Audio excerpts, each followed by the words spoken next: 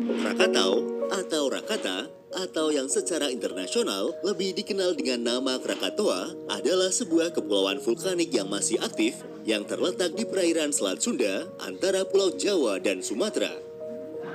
Secara administrasi, Krakatau masuk ke dalam wilayah Kabupaten Lampung Selatan, Provinsi Lampung, Indonesia.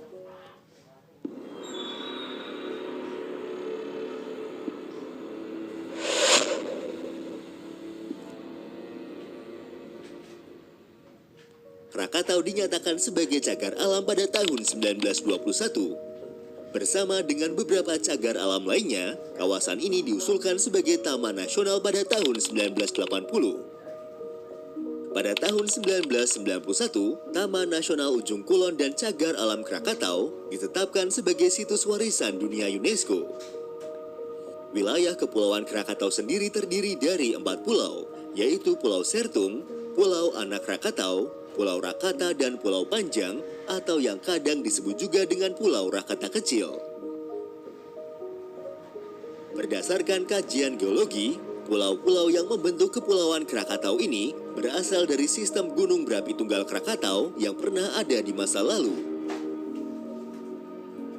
Gunung Krakatau sendiri dikenal dunia karena letusannya yang sangat dahsyat yang terjadi pada pertengahan tahun 1883.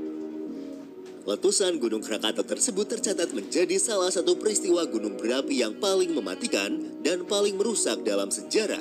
Hal ini karena dampak yang ditimbulkan dari letusan gunung tersebut mengakibatkan perubahan iklim secara global. Disebutkan bahwa efek dari letusan gunung tersebut telah menyebabkan musim dingin vulkanik. Pada tahun setelah letusan, suhu rata-rata musim panas di belahan bumi utara turun sebesar 0,4 derajat Celcius. Letusan Gunung Krakatau tahun 1883 telah berhasil menggelapkan langit di seluruh dunia selama bertahun-tahun setelahnya dan menyebabkan matahari bersinar redup di seluruh dunia selama berbulan-bulan karena tertutup debu-debu halus vulkanik. Hamburan debu halus ini bahkan tampak di langit Norwegia hingga New York. William Ashcroft, seorang seniman Inggris, telah membuat ribuan sketsa warna matahari terbenam berwarna merah di separuh dunia dari Krakatau pada tahun-tahun setelah letusan. Jika dilihat dari efek letusannya, letusan Gunung Krakatau ini sebenarnya bisa dikatakan masih kalah jika dibandingkan dengan letusan Gunung Samalas atau Gunung Rinjani Tua, Gunung Tambora, dan juga Gunung Toba.